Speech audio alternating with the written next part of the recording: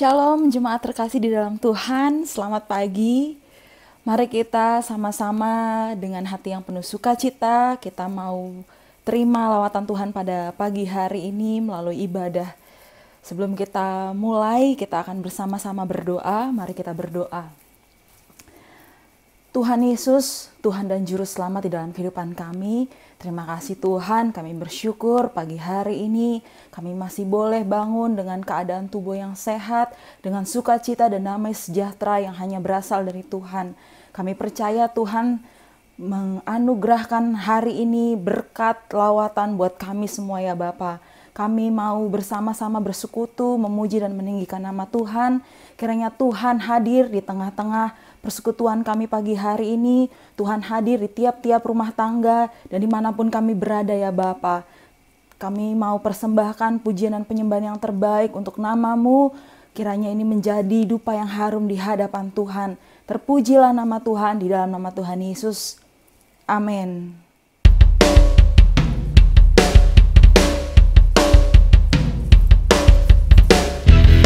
Mari kita sama-sama tinggikan namanya pagi hari ini. Kita muliakan Dia.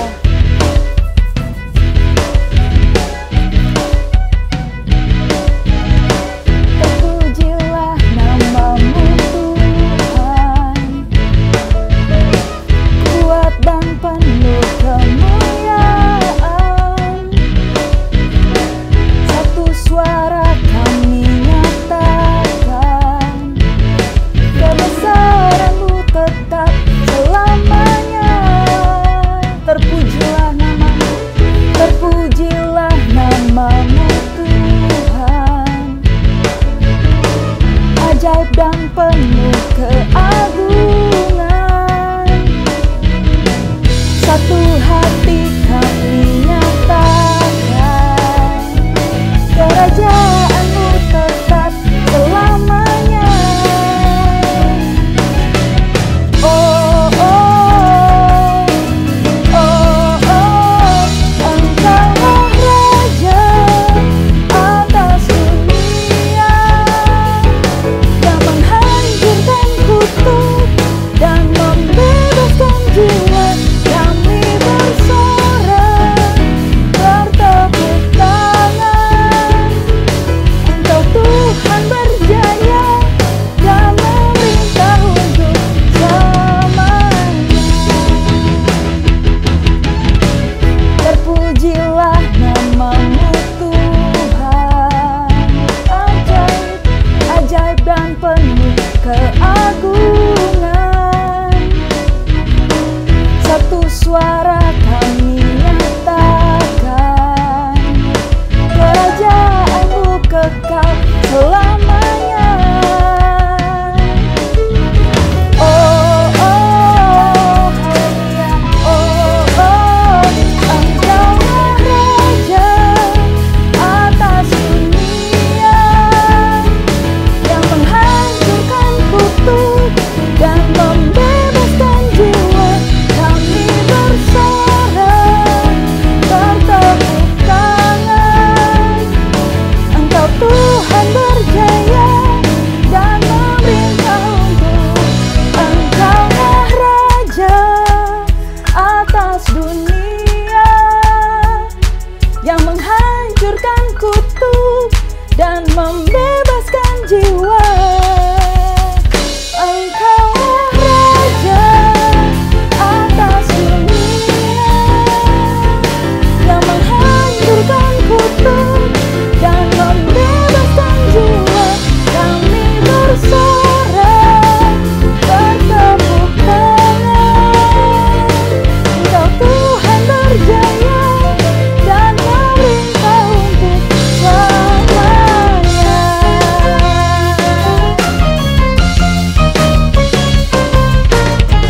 Haleluya. Mari berikan kemuliaan buat Tuhan kita. Puji Tuhan.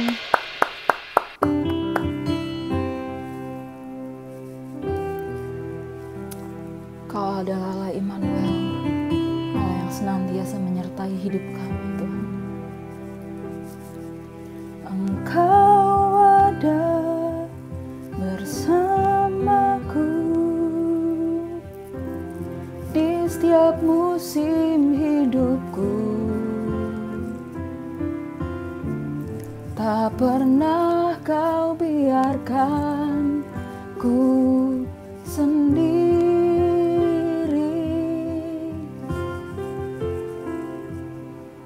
Kekuatan di jiwaku adalah bersamamu. Tak pernah ku ragukan kasih-Mu. Bersamamu Bapa, ku lewati semua perkenanan-Mu yang teguhkan hatiku. Engkau yang bertindak, memberi pertolongan. Anugerah-Mu besar melimpah bagiku.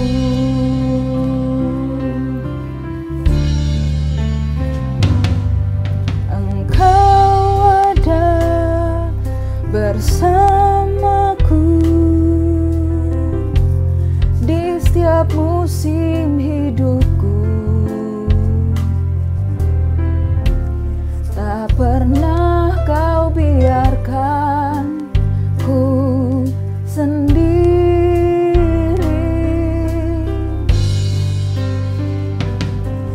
Kekuatan di jiwaku adalah bersamamu. Tak pernah ku ragukan kasih-Mu. Bersamamu Bapa, ku lewati semua perkenanan-Mu yang teguhkan hatiku. Engkau yang bertindak, memberi pertolongan. Anugerah-Mu besar melimpah bagiku. Bersamamu Bapa, ku lewati semua perkenanan-Mu yang teguhkan hatiku.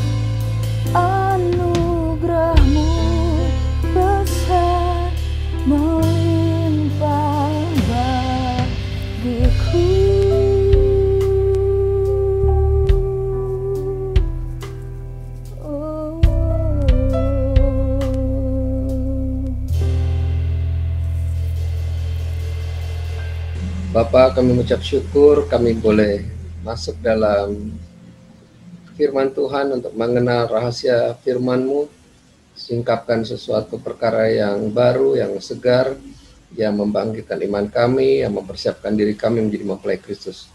Kami sambut kebenaran firman-Mu dalam nama Yesus. Amin. Baik Bapak Ibu dikasih Tuhan, kita akan melihat satu firman Tuhan, dan ini merupakan satu seri pelajaran akhir zaman yang sedang saya lakukan di sekolah akhir zaman, dan ini saya menggunakan kesempatan ini juga untuk berbagi. Ini adalah sesuatu yang sangat baru sekali, di mana kita akan melihat satu firman Tuhan, yaitu ada peristiwa pengangkatan jemaat, di mana diawali dengan pengangkatan jemaat pada masa saat di mana Tuhan Yesus disalibkan, dan kemudian kita akan melihat ada 3 jenis pengangkatan orang Kristen di masa 7 tahun kesusahan Israel, dan ada satu pengangkatan yang dilakukan atau dialami oleh Musa dan Elia. Nah, tetapi sebelumnya itu juga kami mau sampaikan bahwa tujuan pengangkatan ini adalah untuk mengawal peristiwa penghakiman atas dunia ini yang tercatat dalam kitab Wahyu. Mungkin hal ini semua adalah hal-hal yang sangat baru sekali, tetapi baiklah kita mulai dari pembacaan firman berikut ini. Nah, saudara, saya membuat bahan ini cukup sulit karena baru kerusakan laptop, sehingga banyak data yang nyaris hilang, ataupun kalau nggak hilang juga berantakan. Nah, saya perkenalkan, ini adalah modul A, kronologi akhir zaman, digabungkan dengan modul C, itu transformasi akhir zaman. Kami ada 3 modul. Modul B-nya adalah globalisasi, bangkitnya Babel, dan antikristus. Nah, saudara, kalau di modul A ini bagian daripada session A3 itu kedatangan Yesus 2 kali dan pengangkatan jemaat. Tetapi untuk modul C-nya masuk bagian daripada session C20, itu pelayanan takhta di surga. Bapak Ibu yang menyaksikan video ini, silakan Anda boleh bergabung. Anda boleh lihat jadwalnya tiap Sabtu ada di Facebook, dan juga tiap hari Minggu siang, Sabtu jam 3 sore, Minggu jam 1 siang. Terus sampai Tuhan Yesus datang 2 kali. Nah, saudara, apa itu kedatangan Yesus 2 kali? Kedatangan Yesus 2 kali adalah saat Tuhan Yesus datang ke bumi ini, dan itu terjadi dalam 2 tahap.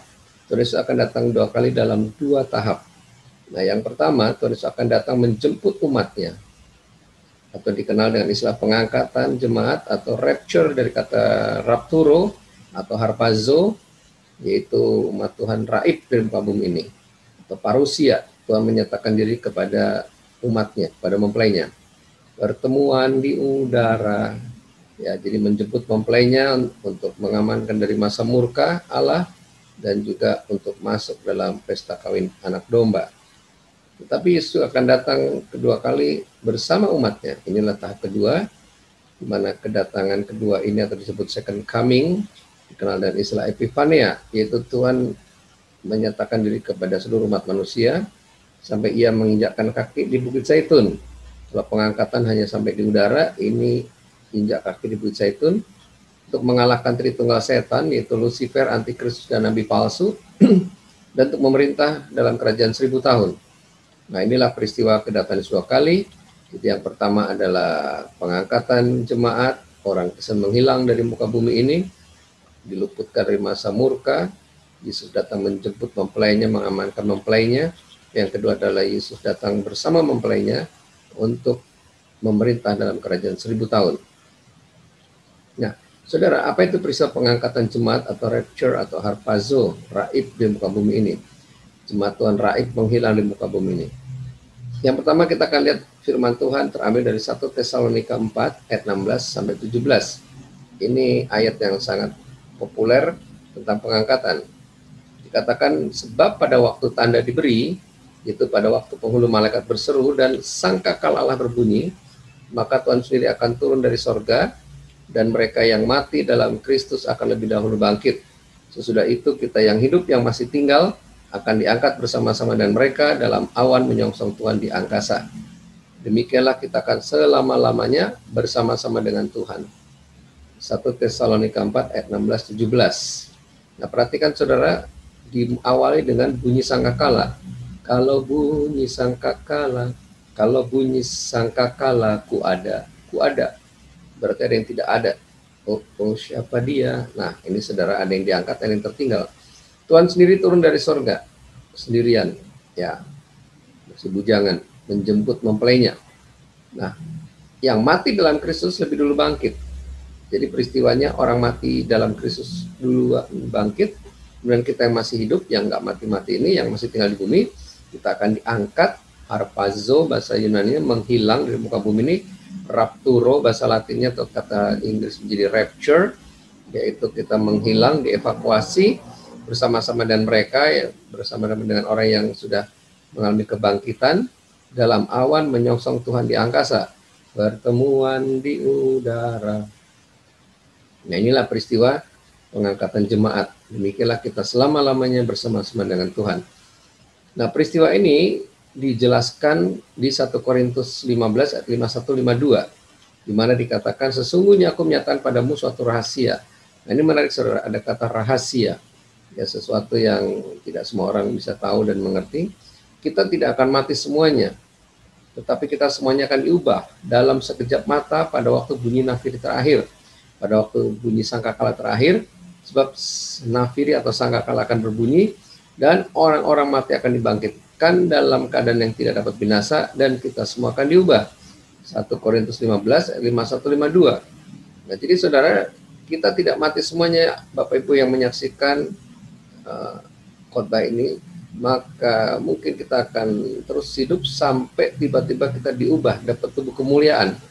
Ya, dalam sekejap mata, kecepatan atom, n atomo, cepat sekali. Pada waktu sangkakala terakhir berbunyi, ya tadi katakan pada waktu sangkakala, ini sangkakala terakhir, maka nafiri atau sangkakala akan berbunyi, orang mati akan dibangkitkan. Ini mereka yang mati dalam Kristus, dalam keadaan yang tidak dapat binasa, dan kita akan diubah, dapat tubuh kemuliaan. Nah, jadi saudara, peristiwa pengangkatan itu identik dengan peristiwa kebangkitan orang mati. Atau kalau boleh dikatakan, kebangkitan orang yang mati dalam Kristus, itulah peristiwa pengangkatan jemaat. Ya, jadi sinergi, yang mati bangkit, yang masih hidup kita diangkat, ya, menghilang dari muka bumi ini. Nah, saudara, saya memperkenalkan rapture ini ada 5 jenis. Rapture yang pertama, pengangkatan pertama adalah buah sulung umat Tuhan perjanjian lama. Ini mungkin sesuatu yang sangat baru sekali, ya, Bapak Ibu baru mendengar. Dan ini peristiwa terjadi pada waktu hari Paskah, ya, pada waktu Tuhan Yesus disalibkan, kemudian gempa bumi dahsyat, dan sampai peristiwa perayaan hari raya buah sulung, di mana Yesus bangkit pada hari ketiga. Ya, jadi ini adalah peristiwa hari raya Paskah, hari raya roti tak berarti, dan hari raya buah sulung. Dan lihatlah, tabir bait suci terbelah dua dari atas sampai ke bawah, dan terjadilah gempa bumi, dan bukit-bukit batu terbelah, dan kuburan-kuburan terbuka, dan banyak orang kudus yang telah meninggal bangkit. Dan sesudah kebangkitan Yesus, mereka pun keluar dari kubur, lalu masuk ke kota kudus, dan menampakkan diri kepada banyak orang. Matius 27 ayat 51-53. Jadi saudara, ketika Tuhan Yesus menyerahkan nyawa, ya Bapa, kepadamulah kuserahkan nyawaku. Gempa bumi dahsyat, tirai pembatas ruang suci maha suci terbelah dua, lalu bukit-bukit terbelah, tiba-tiba kuburan-kuburan terbuka. Ya, tetapi ya di sini katakan banyak orang kudus yang telah meninggal bangkit, tetapi belum keluar, masih di kuburan. Ya, jadi inilah yang namanya kebangkitan orang mati. Ya, mungkin boleh disebut pengangkatan, tapi Yesus masih di bumi. Ya, jadi nggak disebut rapture, tapi disebut aja kebangkitan orang mati. Dan sesudah kebangkitan Yesus, setelah hari Minggu, Yesus dia yang sulung, dia yang pertama kali bangkit dari kematian, dan mereka yang telah meninggal ini bangkit, keluar dari kubur. Nah, ini baru benar-benar hidup lagi, lalu masuk ke kota kudus, menampakkan diri pada banyak orang. Wah, serem juga ya, orang mati bangkit terus menampakkan diri. Ya, bunyinya gitu ya. Sekarang ada yang menjelaskan hal ini. Tapi inilah rapture pertama, pengangkatan pertama, yaitu orang-orang yang percaya Mesias di perjanjian lama. Nah, kemudian kita melihat rapture kedua, ketiga, dan seterusnya, sekaligus saya padukan dengan kitab Wahyu. Nah, saudara, ada latar belakang kitab Wahyu dari 3 sudut pandang. Ini yang saya pelajari. Yang pertama, kitab Wahyu adalah Book of Apocalypse. Ini ada di modul A, kronologi akhir zaman. Ada pemahaman apokaliptik, yaitu tafsiran tentang penghakiman sampai kehancuran dunia. Ya, ini orang bilang kitab kiamat itu. Ya, ada penghakiman, penghukuman. Jadi orang bilang ngeri sekali baca kitab Wahyu. Tapi juga Book of Revelation, yaitu kitab pewahyuan. Ya, ada pemahaman tafsir pewahyuan, sesuatu penyataan misalnya tentang 7 jemaat Tuhan. Ya, bagaimana jemaat itu jatuh tetapi harus menang. Ya, jemaat pemenang. Yang ketiga adalah Book of Transformation. Ternyata kitab Wahyu adalah juga buku tentang transformasi, pemulihan di segala bidang. Ini modul C, ya, di mana ternyata kitab Wahyu adalah kebalikan kitab Kejadian. Di Kejadian 1, 2, 3 semua keadaan memburuk, tetapi di kitab Wahyu membaik. Ya, ini nanti boleh ikut pelajarannya di akademi akhir zaman terkini. Ya, dikasih nama akademi. Pemulihan sampai pengambil alihan dalam bentuk reformasi dan revival menjadi awakening, jadi kebangkitan rohani. Oke, sekarang saya langsung saja. Kita lihat struktur kitab apokaliptik ini ataupun kitab Wahyu dikaitkan dengan tahtanya dan rapture, pengangkatan. Nah, saudara, pasal 1 ini dikatakan inilah kitab nubuatan oleh Yesus Kristus Tuhan. Jadi ini bukan nubuatan Yohanes, tapi ini nubuatan Tuhan Yesus langsung. Dia sendiri yang berkata-kata, supaya umat Kristen siap jadi mempelai Kristus, siap menyongsong kedatangan Yesus kedua kali. Nah, pasal 2 dan pasal 3 ini banyak bicara tentang gereja mula-mula dan gereja akhir zaman. Bicara sejarah gereja dan ciri-ciri orang Kristen. Ada 5 gereja ini dapat teguran, dan kalau tidak tobat ini tidak akan rapture, diangkat. Tetapi 2 jemaat, itu Smyrna dan jemaat Philadelphia, itu tidak ada teguran, bahkan dipuji. Nah, inilah jemaat Sopo Guru, jemaat martir juga, mereka akan mengalami pengangkatan ketika Yesus datang 2 kali. Nah, kemudian setelah pasal 3, tiba-tiba ada perkataan, naiklah kemari. Ya, kata jemaat mulai hilang. Ya, seperti apa yang dikatakan jemaat-jemaat, nah mulai pasal 45 tidak ada lagi kata jemaat. Ya, inilah pengangkatan buah sulung gereja.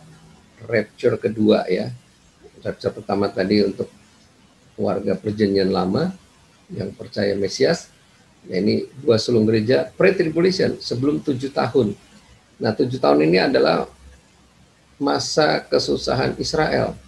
Ya, jadi akhir dari masa gereja, kemudian masuk masa kesusahan Israel. Jadi ini episodenya orang Yahudi. Gereja sudah tidak ada peranan lagi di bumi. Dan peranan di bumi berakhir, sekarang peranannya dikerjakan oleh Israel. Tapi gereja peranannya di surga besar sekali. Karena di pasal 4 dikatakan ada 24 tua-tua, ada beribu-ribu laksa orang, siang dan malam doa, pujian, penyembahan di tahtanya, membangun tahtanya. Tuhan hadir di bait sucinya, ya, Tuhan bertakhta di atas pujian penyembahan. Nah, ini luar biasa. Jadi orang-orang Kristen pada masa itu di surga itu tugasnya yaitu doa, pujian, penyembahan 24 jam. Dan di pasal 5 akhirnya datanglah Yesus anak domba yang tersembelih, dialah yang layak membuka metrei. Ya, ada 7 metrei. Nah, jadi sementara cawan doa, pujian, penyembahan tahtanya dinaikkan, maka masuk pasal 6, Yesus anak domba Allah itu membuka 6 metrei. Ini adalah tanda awal daripada akhir zaman sampai awal penghakiman. Ya, jadi mulai penghakiman dimulai. Ada banyak bencana, mulai muncul penyesatan, peperangan, kemudian krisis ekonomi, sampai kematian, bahkan martir, dan juga gempa bumi yang dahsyat, yaitu cawan, itu metrei 1 sampai yang ke-6. Setelah itu masuk masa murka. Nah, sekali lagi saudara, tujuan pengangkatan adalah luput dari cawan, dari murka Allah. Nah, masuk ke sangkakala. Tapi sebelumnya saudara, ada pasal 7, bangkit dan bergerak 144.000 penginjil dan misionari dari bangsa Israel. Ini merupakan satu misteri, saya pelajari dari mana mereka sekolah Alkitab. Tiba-tiba muncul dari setiap suku 12.000 orang, dan mereka ini adalah orang-orang yang memberitakan Injil di 3,5 tahun pertama daripada 7 tahun masa kesusahan Israel. Orang bilang the tribulation, masa kesukaran, tetapi sukarnya siapa? Nah, ini sukarnya untuk bangsa Israel dan juga sukar di bumi. Bencana malapetaka udah mulai meningkat. Di pasal 8 terjadi pembukaan metrei ke-7. Dan pada waktu metrei ke-7 dibuka, ya terjadi lagi cawan doa pujian penyembahan tahtanya. Oleh siapa? Ya oleh mereka-mereka yang terangkat di pre-tribulation. Ya, tapi juga ada juga katanya yang terangkat dari 144.000 orang ini. Karena dalam perjalanan ada yang jadi martir. Oke, kita lanjutkan saja dulu.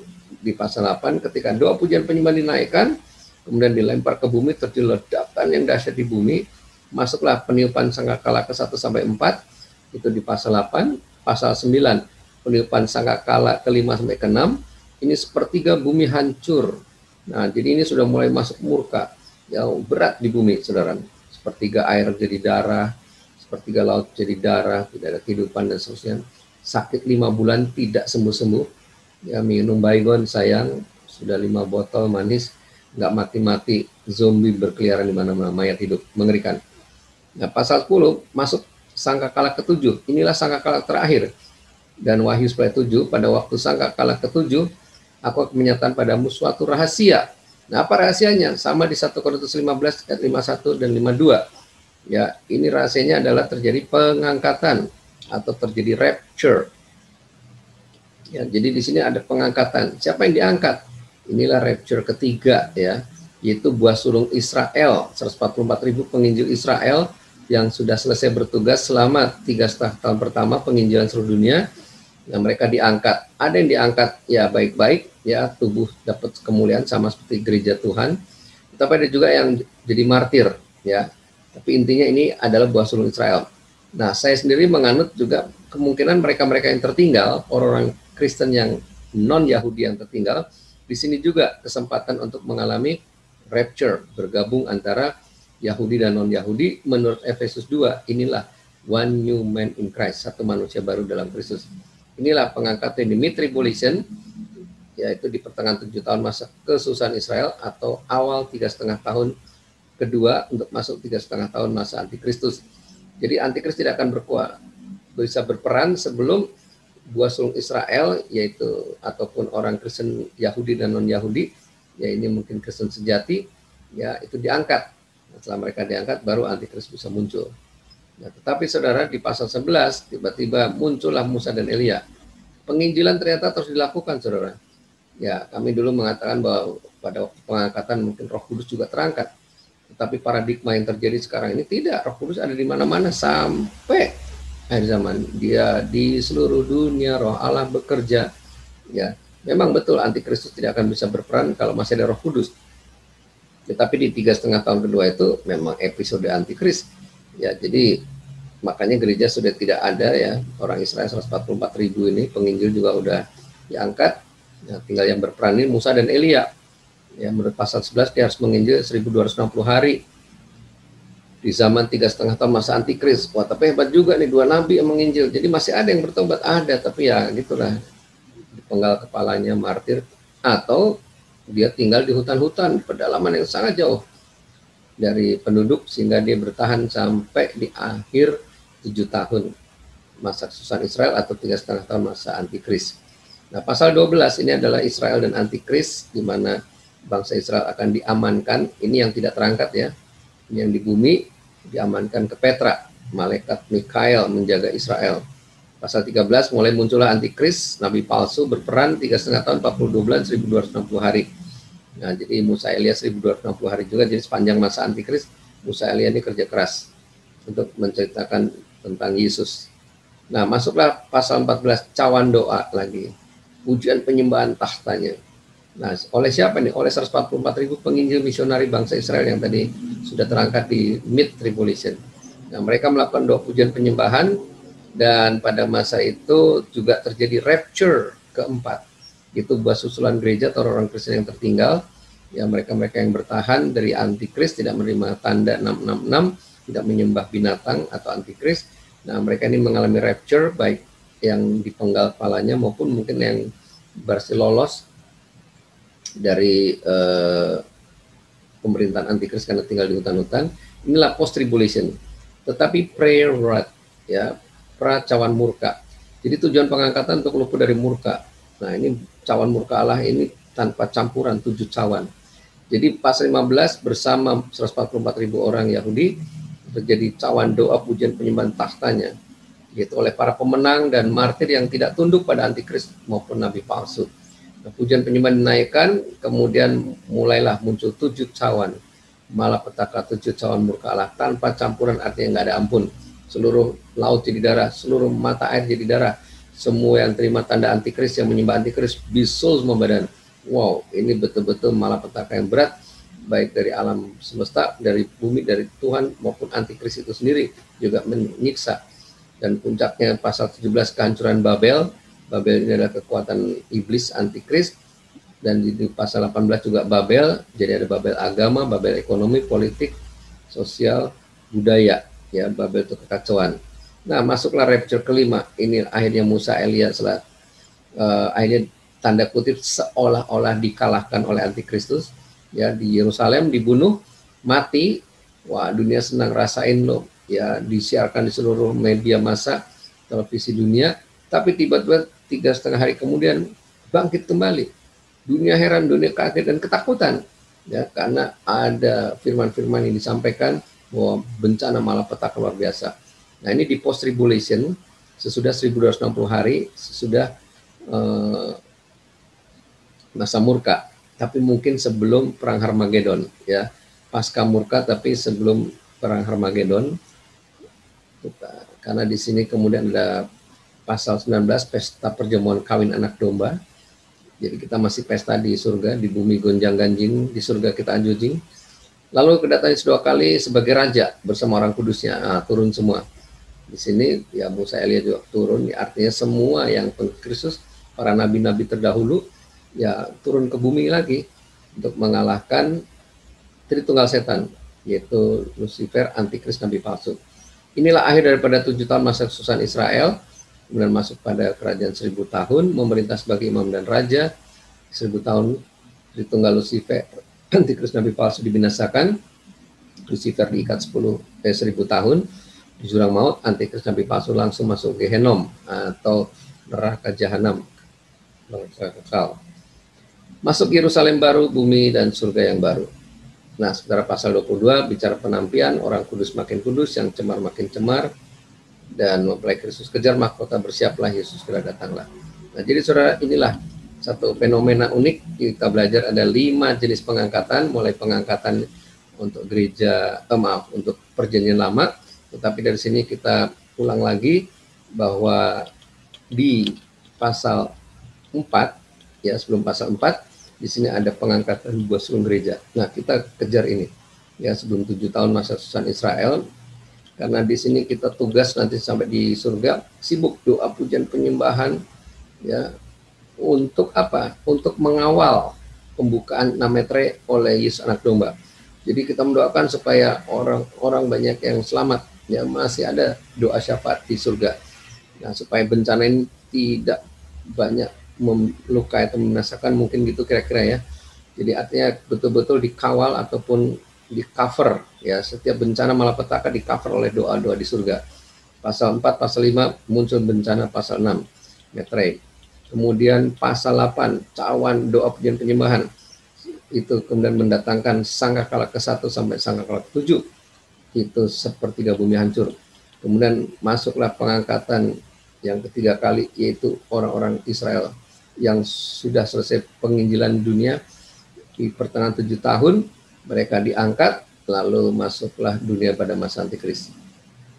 Kristen bait suci artinya di sini sudah Kristen, ada Kristen halaman. Ini sudah bait sucinya sudah seperti yang Anda bisa saksikan di sini, saudara. Ini ya, saya latar belakang saya ini bait suci ketiga nanti di samping Dome of the Rock. Nah, ketika itu antikris sudah berkuasa, maka disinilah muncul Musa dan Elia menginjil di masa antikris, luar biasa. Nabi turun lapangan, turun dari surga lagi untuk mengingatkan pada orang Yahudi, itu bukan Mesias yang kalian tunggu, itu antikris. Ayo pergi semua, pergi ke Edom, Moab, Amon, ke Petra. Nah, itu ada tanah Petra, ke Jordan. Itu ada ayatnya semua. Nah, jadi disinilah terjadilah cawan doa pujian penyembahan lagi untuk yang ketiga kalinya, di mana 144 penginjil misionari bangsa Israel bergabung dengan semua yang sudah di surga. Sementara terjadi rapture keempat, itu 2 susulan gereja, orang-orang Kristen yang tertinggal atau yang martir, post tribulation, tapi sebelum murka dicurahkan, yaitu sebelum cawan murka, mereka bergabung dalam doa penyembahan, dan ini sudah lengkap semua. Dan puncaknya adalah 7 cawan murka Allah, malapetaka besar, kehancuran Babel, sampai akhirnya Musa Elia menyusul, dan akhirnya pesta kawin anak domba semuanya. Lalu bersama Yesus turun ke bumi, mengalahkan Tritunggal setan, masuk dalam kerajaan 1000 tahun. Nah saudara, inilah firman Tuhan pada pagi hari ini, di mana kita boleh melihat bagaimana peristiwa-peristiwa yang terjadi pada saat ini dan menjelang pengangkatan dan sudah pengangkatan. Nah, saya ingin membagikan saudara satu lagi, yaitu dari gambar. Mudah-mudahan masih cukup waktunya.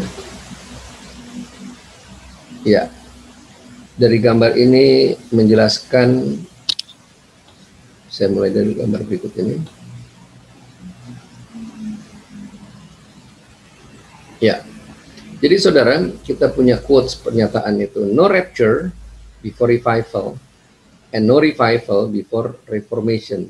Jadi nggak ada pengangkatan sebelum kebangunan rohani, dan tidak akan ada kebangunan rohani sebelum reformasi atau transformasi pribadi. Jadi kita dulu masing-masing, kita mau sepertimu Yesus, disempurnakan selalu.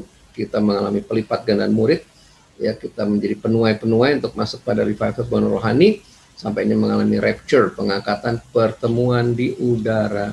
Nah, waktu sampai di udara ngapain kita saudara? Yang pertama, kita pertemuan di udara, ada penghakiman. Ini bukan dihakimi untuk disiksa, tetapi untuk terima mahkota.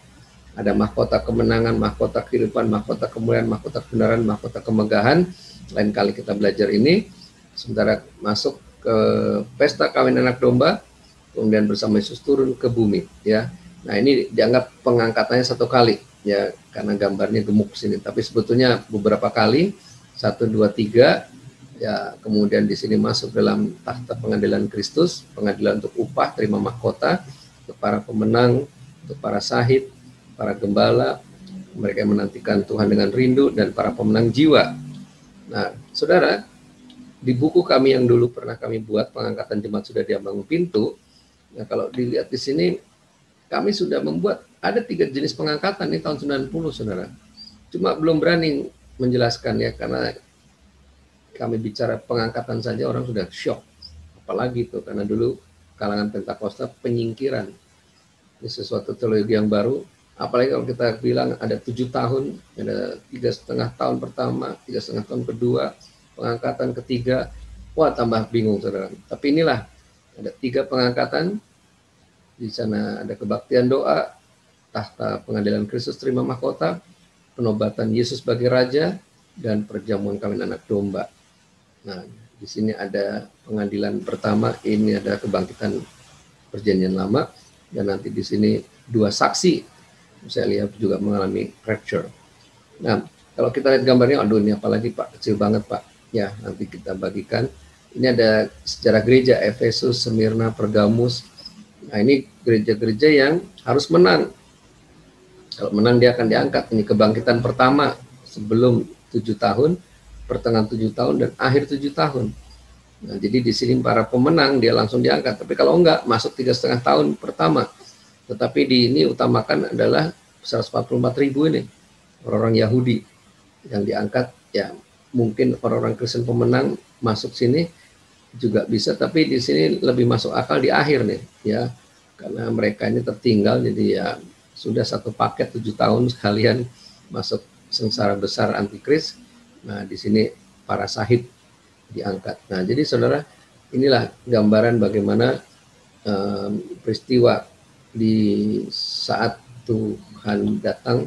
Di sini perjanjian lama, Yesus disalib, gempa, kubur terbuka, tapi Yesus bangkit, baru yang lain ikut bangkit. Ya, orang-orang benar dari Hades bangkit. Kemudian setelah itu ada buah sulung gereja, inilah kebangkitan awal 7 tahun, pertemuan di udara. Buah sulung Israel, ini pertengahan 7 tahun. Dari mana Pak angka 7 tahun? Dari kitab Daniel 9 ayat 24 sampai 27. Kemudian ini buah susulan, dan juga Musa dan Elia. diangkat. Nah, Yesus datang, kemudian Lucifer di penjara 1000 tahun di Abu Zos, jurang maut, sementara nabi palsu dan antikris dibuang ke Gehenna, neraka kekal. Di sini ada Hades, ini ruang tunggu untuk orang benar dan orang fasik, waiting room yang mati, dan Tartarus ini untuk menghukum para malaikat yang memberontak. Nah, ini lebih jelas lagi gambarnya. Ini adalah gambar dari Bapak Pendeta Timotius Subekti. Kami pakai sebagai pertemuan raya. Ini yang kita siapkan sekarang, pertemuan di udara, parousia, bertemu Tuhan di angkasa, gereja, buah sulung gereja, permulaan sengsara, dan di sini antikris memerintah. Tapi sebelumnya ini adalah 144.000 orang Yahudi diangkat, dan sengsara besar, Great Tribulation, ini buah susulan orang-orang Kristen yang martir. Nah, kemudian Yesus turun, Epifania bersama orang kudusnya untuk masuk dalam kerajaan 1000 tahun. Nah, jadi saudara, itulah gambaran tema kita hari ini, yaitu peristiwa pengangkatan dan pelayanan tahtanya di surga. Dan kita diangkat untuk membangun takhta di surga, untuk mengawal masa penghakiman 7 meter, 7 cawan, 7 sangkakala dan 7 cawan ke Allah. Tuhan Yesus memberkati, mari kita berdoa. Terima kasih Bapak, kami sangat berharga. Kami disiapkan untuk diangkat, untuk ada tugas besar di surga. Membangun takhta, yaitu untuk doa pujian penyembahan, mengisi cawan-cawan doa penyembahan. Kemudian kami juga mengawal untuk peristiwa-peristiwa penghukuman, pengadilan atas bumi, dimulai dari meter-meter yang dibuka oleh anak domba Allah. Kemudian ada 144.000 orang penyembahan, dan juga sebelumnya adalah penyembah buah sulung gereja. Masuklah masa 7 sangkakala, dan terakhir para martir ikut menyembah dan masuk 7 cawan murka, dan akhirnya Musa Elia menyusul. Terima kasih Bapak Surgawi, kami boleh mengerti sesuatu yang baru, biarlah diulang-ulang dan kami mengalami pengangkatan. Dalam nama Yesus kami berdoa, haleluya, amin. Baik Bapak Ibu, Tuhan Yesus memberkati, sampai jumpa. Shalom. Kekasih Tuhan, sidang jemaat yang dikasihi dan diberkati Tuhan. Angkatlah hatimu, arahkanlah pandanganmu. Kiranya Tuhan mencurahkan kuasa-Nya, melimpahkan berkat-Nya turun atasmu, memberkati pribadimu, memberkati keluargamu, memberkati dengan kesehatan yang prima, memberkati pekerjaan, karir, dan profesimu dengan sukses, memberkati segala usaha dan bisnismu dengan berhasil untung, memberkati studimu, memberkati seluruh kehidupan dan pelayananmu. Terimalah berkat-Nya. Tuhan memberkati engkau dan melindungi engkau. Tuhan menyinari engkau dengan wajah-Nya dan memberi engkau kasih karunia. Tuhan menghadapkan wajah-Nya kepadamu dan memberi engkau damai sejahtera. Dalam kasih karunia Allah Bapa, anugerah Tuhan Yesus Kristus, persekutuan dengan Roh Kudus menyertaimu hari ini sampai Maranatha, dalam nama Tuhan Yesus Kristus. Haleluya. Amin.